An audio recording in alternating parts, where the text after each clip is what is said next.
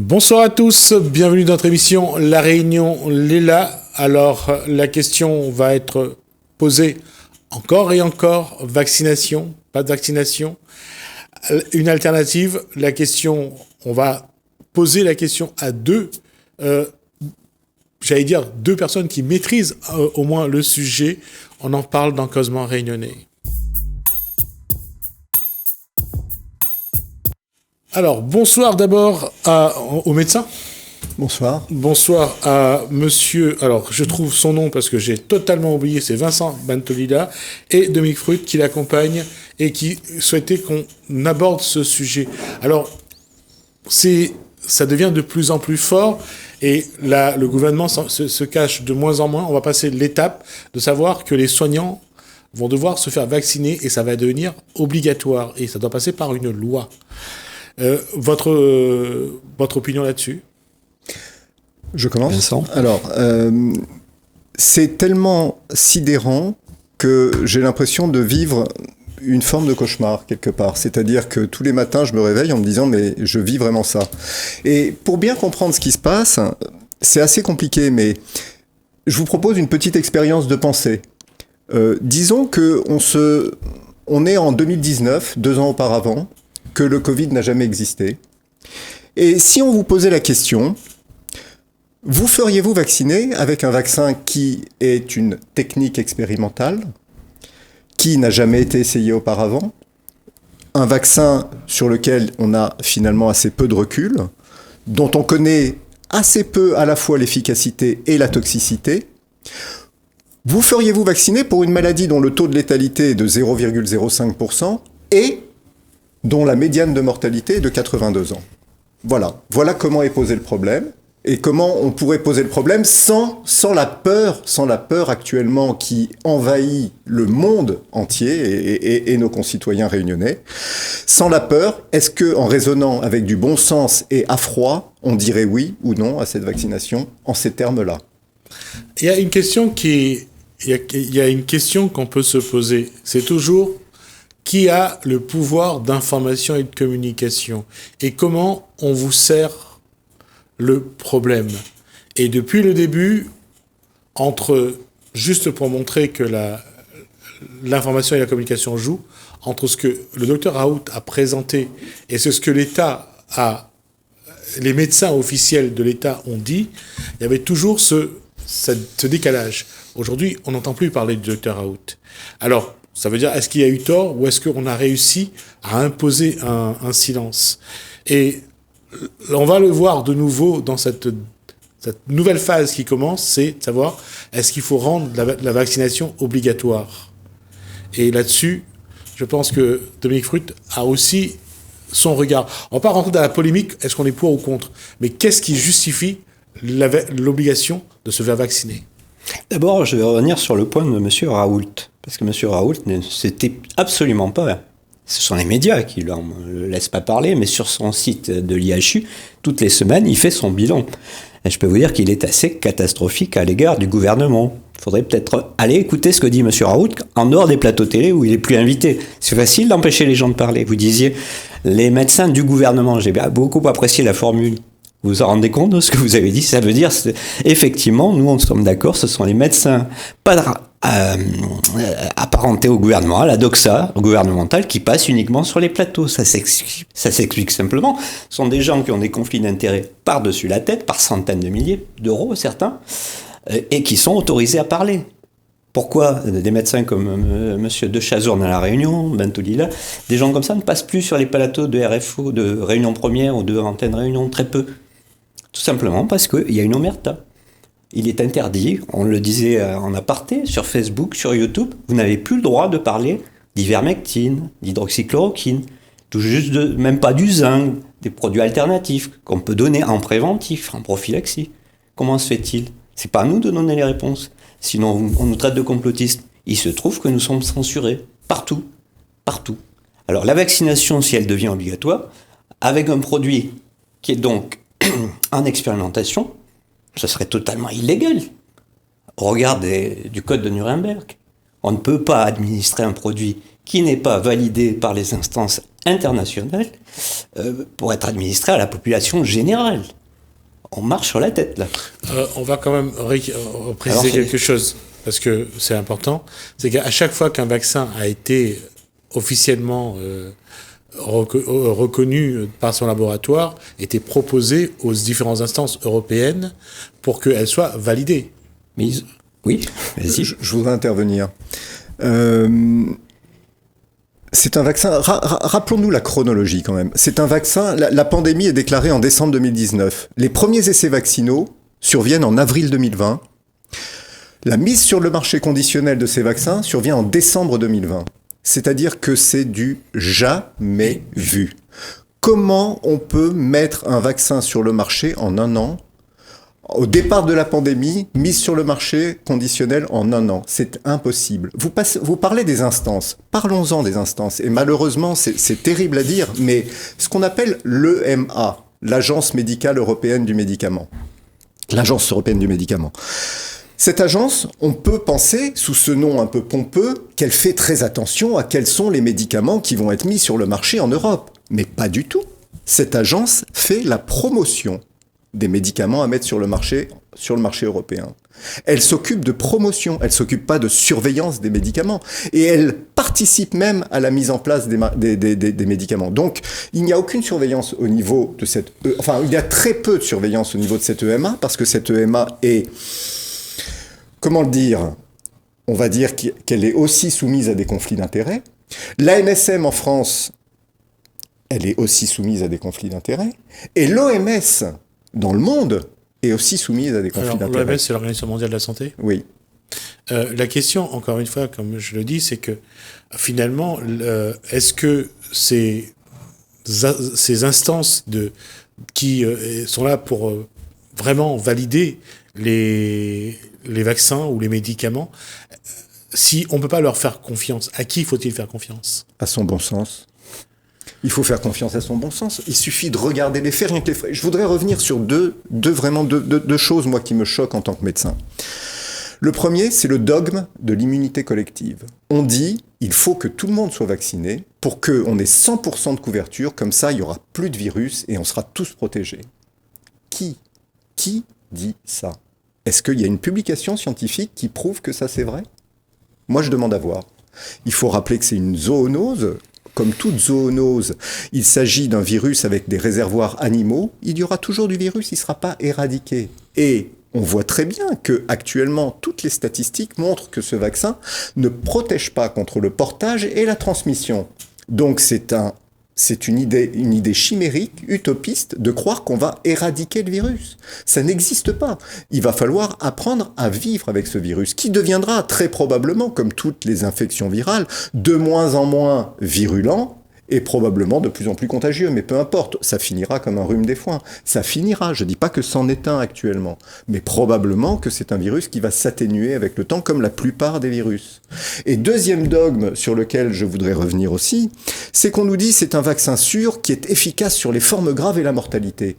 Mais si on regarde les statistiques actuellement qui se passent en Angleterre et en Israël, on voit très bien qu'il est finalement assez peu efficace, à la fois sur la transmission, puisque les cas remontent dans ces deux pays les plus vaccinés, et quand on regarde les statistiques sur la mortalité, on s'aperçoit que la moitié des morts sont des doubles vaccinés. Donc là encore, tous ces dogmes qu'on nous assène, moi je tiens vraiment à dire, il faut raison garder. Moi je dis juste que je ne sais pas. J'attends de voir, je regarde ce qui se passe, et surtout les études qu'on va nous sortir, et qu'on va, en ce domaine, beaucoup trop vite. Elle est où l'urgence ? Elle est où l'urgence ? Il n'y a plus de morts actuellement du Covid, quasiment plus. Je ne dis pas qu'il n'y en a plus, je m'excuse, j'ai fait une erreur de langage. Mais on est actuellement dans une phase très calme. Prenons le temps, posons-nous et regardons ce qui se passe vraiment. C'est tout ce que je dis. J'ai rien contre le vaccin. Moi, je suis vacciné entièrement. J'ai confiance dans les vaccins. Je dis juste, ce vaccin-là, on va un peu trop vite. Des techniques nouvelles avec lesquelles on vaccine l'humanité et avec des effets secondaires qui sont très mal remontés. Pourquoi ils remontent mal, les effets secondaires ? Les laboratoires ont négocié le fait de ne pas être responsable des effets secondaires. Donc, le gouvernement est responsable des effets secondaires. Et le gouvernement est responsable de la remontée des effets secondaires.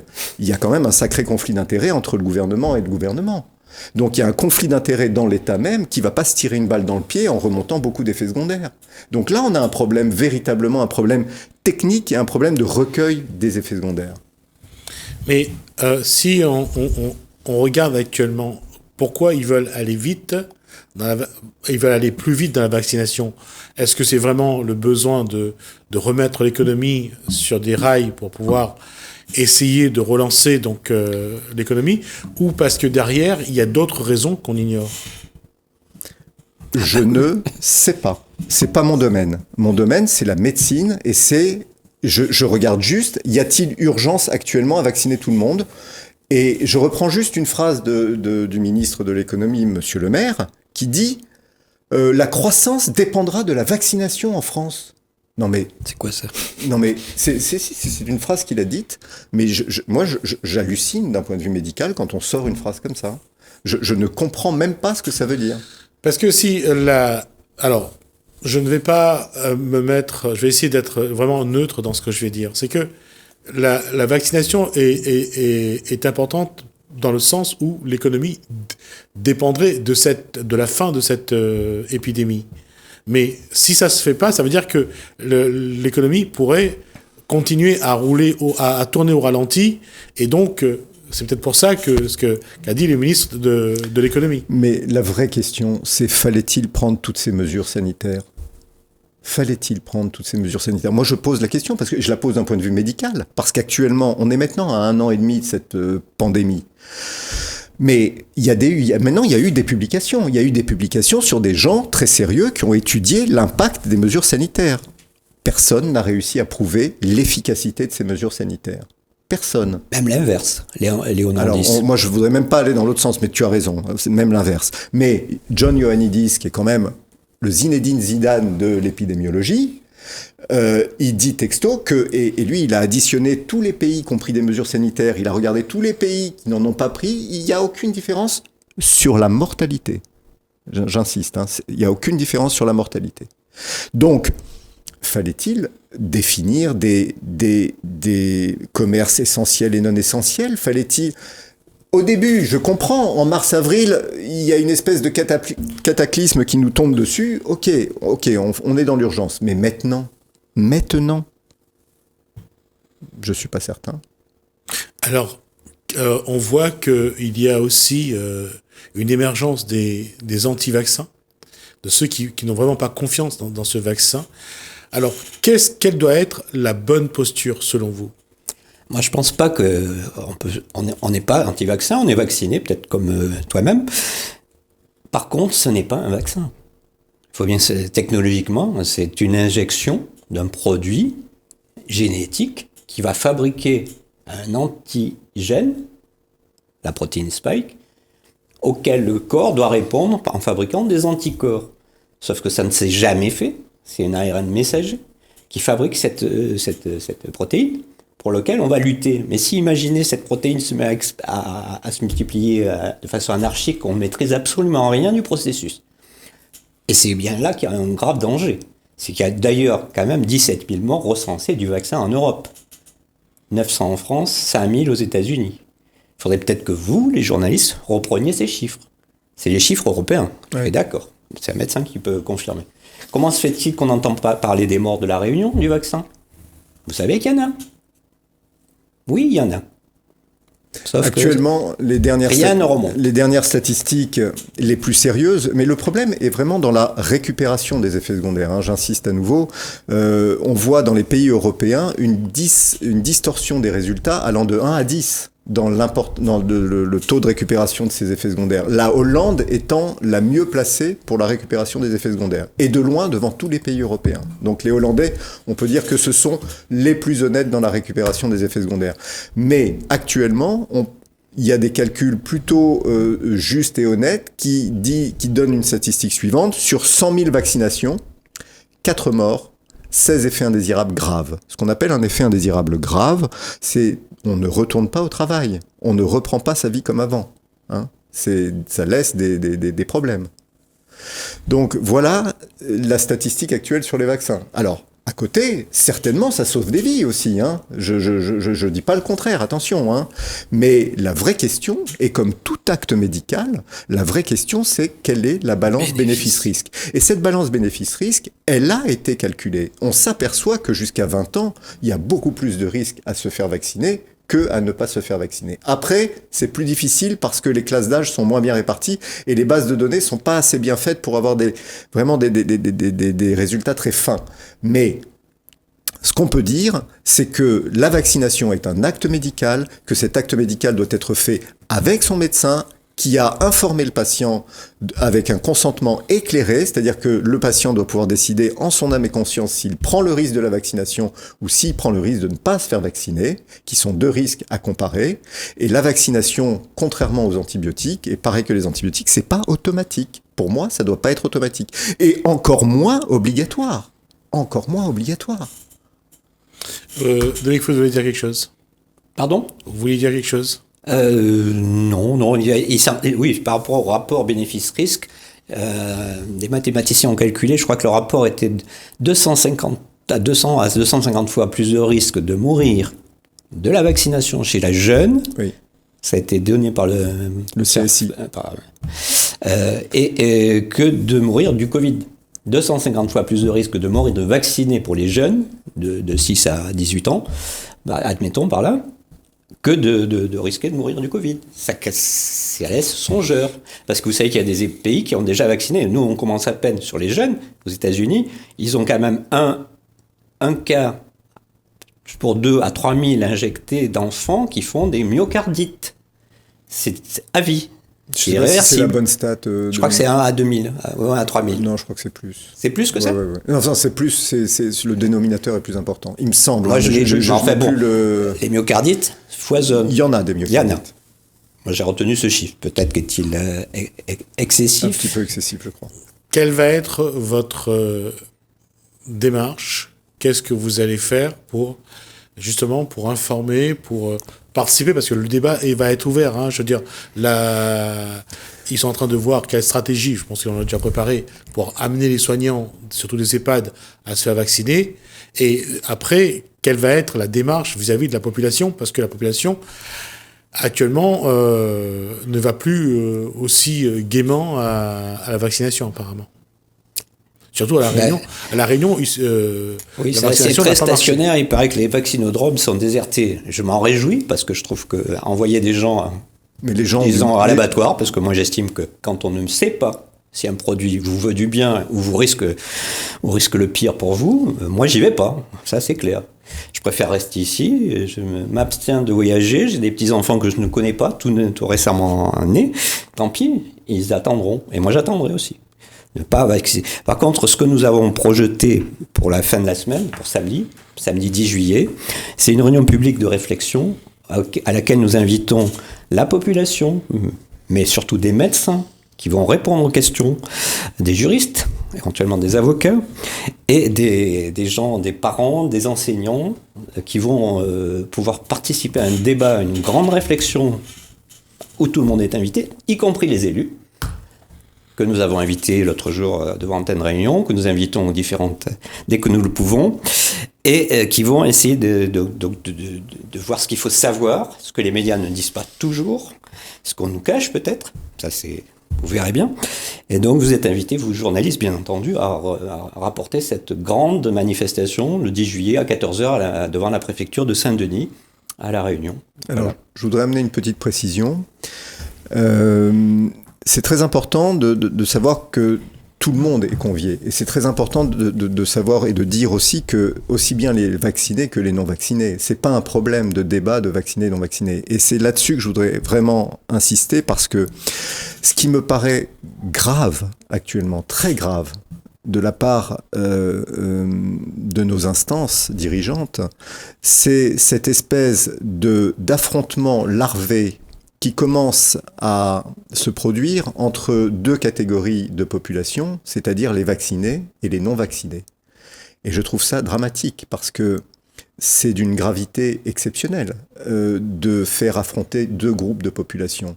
Et ils sont en train, par certaines déclarations comme quoi les non-vaccinés seraient responsables de la contamination, comme quoi il faudrait mettre en confinement uniquement les non-vaccinés, enfin bon, des discriminations, comme quoi ici des motifs impérieux, les non-vaccinés n'ont pas le droit de sortir de la réunion. Non mais c'est gravissime de faire des choses comme ça. Et nous, la population, il faut qu'on reste ensemble. Il faut se serrer les coudes, aussi bien les vaccinés que les non-vaccinés, parce que aujourd'hui, c'est ça le débat, demain, ce sera pour d'autres. Et c'est très important de comprendre qu'il faut rester unis. Parce que si on se disloque, ça va être très très grave. Mais vraiment, hein, je pèse mes mots. Hein, je pense qu'on est à un tournant important. Et c'est pour ça qu'on fait cette réunion publique le samedi 10 juillet à 14h devant la préfecture, parce qu'il faut, dans cette société, réinstaurer un débat, se reparler à nouveau. Le débat a été confisqué sous prétexte d'urgence sanitaire. Il n'y a plus de débat, on n'a plus pu parler. Dès qu'on avait un avis un tout petit peu différent de la doxa, on était traité de complotiste, on était traité de dangereux terroristes presque. Donc, les gens ne se sont plus parlé. Et actuellement, les deux groupes sont extrêmement séparés les uns des autres. Et cette séparation, il faut comprendre qu'elle va jusque dans les familles. Il y a un clivage, on est dans une société où le clivage est maintenant presque entre mari et femme, entre parents et enfants, entre grands-parents et petits-enfants. Enfin bon, on diviser pour mieux régner. Ouais. Diviser pour mieux régner. D'accord. Messieurs, ce que je vous propose, c'est que lorsque vous aurez d'autres informations, on se retrouve. Je voudrais dire une dernière chose. J'ai oublié de dire que, en fait, je parlais au nom d'un collectif qui s'appelle Réinfo Covid 974, qui est un collectif qui est une émanation de Réinfo Covid national, qui a été initié par le docteur Louis Fouché, et que ce collectif rassemble des soignants, des médecins, mais aussi tous les citoyens de bonne volonté. Et pourquoi ? Quelle est la finalité de ce collectif ? C'est de diffuser une information si possible claire, objective, basée sur la science et permettant de réouvrir ce débat. Et de réouvrir le débat, c'est de réouvrir la vie, tout simplement. Merci Vincent Ventolila. Merci également à Dominique Foot pour ces informations. On va voir, on va suivre, hein, on va suivre le dossier pour voir un petit peu, mais on donnera la parole de toute façon à tous ceux qui ont des choses à dire, parce que pour éviter justement qu'on crée de conflits, on va essayer de faire en sorte que l'information passe et que aux citoyens de faire leur choix. Merci à vous deux. Donc encore une fois, comme je vous dis, on ne prend pas on va pas prendre position dans ce débat. On va essayer de juste d'être là pour donner la parole à tout le monde. Merci à Vincent Ventolila, donc médecin, et merci à Dominique Foot d'être venu juste sur ce plateau pour évoquer ce débat. On va marquer une pause, on se retrouve juste après.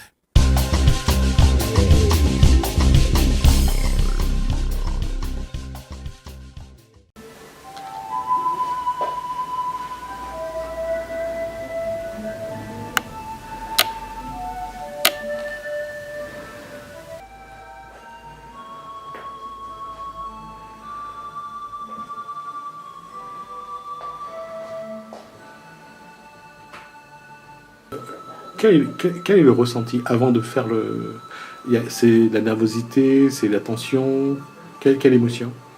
Alors déjà c'est le stress, quand j'arrive ici j'ai beaucoup de stress et après le massage je suis vraiment zen. Pendant le massage, comment on se relâche, comment on se détend?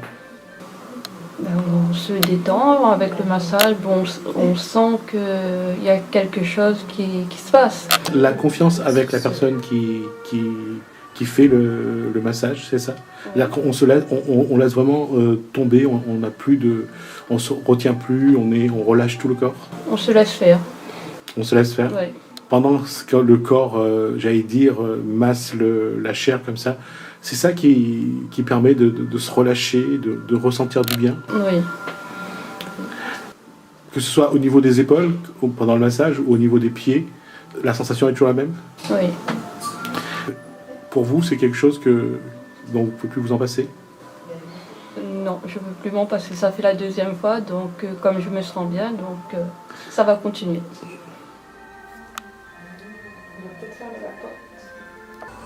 Comment a commencé l'aventure de créer un centre esthétique pour la position et ailleurs. D'accord, donc nous avons commencé en fait sur le site du Tampon en 2016, Corps à Cœur qui m'a été né de fabrication, d'idées en fait lors de mon parcours scolaire en BP esthétique à La Réunion même, et du coup elle a pris naissance en 2016. L'aventure a continué cette année avec l'ouverture en fait à la possession. Donc le principe de Corps à Cœur, c'est vraiment écouter son cœur et prendre soin de son corps. Tout ce qui va rejoindre justement l'esprit et le corps en règle générale. Voilà vraiment l'équilibre des deux. S'occuper de son corps, ou de son cœur, c'est prendre soin de son esprit. Oui, tout à fait. C'est prendre soin de son esprit, donc c'est vraiment de son temple, comme je dis, donc c'est l'harmonie des deux. Donc vraiment, savoir prendre un temps pour soi, se faire plaisir, ce qui va jouer sur tout ce qu'on a dit en amont, sur le bonheur, le bien-être, le se sentir bien, l'état d'esprit, le mindset, la confiance en soi. Donc c'est vraiment prendre un instant avec soi. Voilà. Cet instant avec soi que les gens prennent, est-ce que depuis vous avez commencé à aujourd'hui, est-ce que vous avez l'impression que les gens prennent de plus en plus soin de leur corps, de leur cœur et de leur esprit? C'est pas une impression, ça se voit de plus en plus. Les personnes ont pris conscience justement avec le rythme de vie qu'il y a aujourd'hui, justement l'importance de prendre soin de soi. Depuis la fin du confinement et le début du déconfinement, est-ce qu'il y a plus de monde que d'habitude dans le cabinet? Alors c'est vrai que juste après le Covid, il y a eu une certaine influence, donc de personnes qui avaient vraiment besoin, notamment au niveau des épilations. Après 2 mois à la maison, c'est sûr que c'est la première chose à laquelle on pense. Certains avaient besoin aussi de bien-être, de soins du visage ou de soins qu'ils avaient à l'habitude. Même on peut le voir aussi au niveau de l'onglerie. Mais c'est vrai qu'il a fallu peut-être pour d'autres personnes une prise de conscience, c'est-à-dire le fait d'avoir pris le rythme de la maison, se dire je suis bien, pourquoi être présentable, peut-être ceux qui étaient proches du travail, donc il y a eu peut-être un laisser-aller. Et aujourd'hui on le voit encore plus justement que la recrudescence, se dire mais mince, je me suis oubliée ou j'ai pris un stop pour moi, il faut que je recommence ce rythme. Donc on voit justement une nouvelle vague, je dirais, de fréquentation en lieu d'esthétique. On va pas se mentir, avant on prenait soin de son corps, c'était pour être beau ou belle à l'extérieur. Aujourd'hui, le lien avec l'intérieur, avec l'esprit, avec l'âme est de plus en plus présent. Oui, c'est de plus en plus présent parce que les clientes, les personnes ont pris conscience justement du bien-être que ça a apporté. Donc on prend vraiment un repos, on prend vraiment un plaisir, une joie. Et ça, aujourd'hui, les clients ont bien compris que c'est pas uniquement pour la beauté. Voilà. Quand on vient se faire un massage, c'est pas pour paraître après, mais c'est vraiment beaucoup plus profond. Et la question généralement qui divise les deux sexes, l'homme aujourd'hui devient une femme dans l'esthétique? Non, je dirais pas l'homme devient une femme dans l'esthétique quand même. Il va falloir garder leur part de virilité. L'homme a compris le besoin de se faire plaisir, choyer, chouchouter, le bien-être également parce que nos hommes aujourd'hui ont aussi ce stress, je veux dire, les hommes sont aussi des papas, des personnes qui travaillent, ils ont des tensions musculaires, des sportifs. Donc ils ont aussi ce besoin de bien-être comme toute femme. Ils n'ont pas besoin de devenir une femme, monsieur Amoudou. Donc du coup, aujourd'hui, on a eu 2 hommes quand même, donc ils sont venus se faire masser. Donc ça reste quand même un plaisir pour eux et une détente, bien évidemment. Et aussi une propreté pour ceux qui aiment les épilations et notamment les soins du visage. Donc ils ont aussi besoin de s'entretenir. Ils ont compris le besoin aussi peut-être d'avoir un côté d'entretien en tant qu'homme, que ce soit à travers le travail, pour sa femme, pour soi. Donc ça aussi, il le préconise. Voilà. Un homme qui vient prendre soin de son corps dans un institut de beauté ne court aucun risque de laisser sa virilité sur la table? Non, il ne court aucun risque. Il n'y aura aucune virilité à perdre, il pourra repartir avec.